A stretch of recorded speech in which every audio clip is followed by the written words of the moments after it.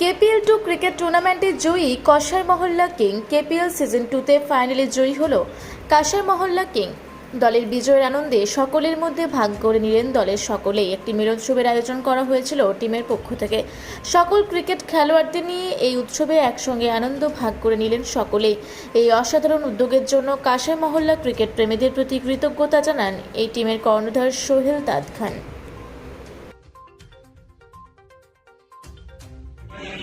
और हम सब जानते हैं इस वक्त से हम लोग यहाँ तक जमा हुए हैं। केपीएल 2 जो हाल ही में खेला गया जगह ग्राउंड में, जहाँ पे कसाई मौला किंग चैंपियन हुआ है, उसी सिलसिले में अब तमाम मेरे भाइयों को, मेरे दोस्तों को बुलाया गया है कि साथ में सब मिलकर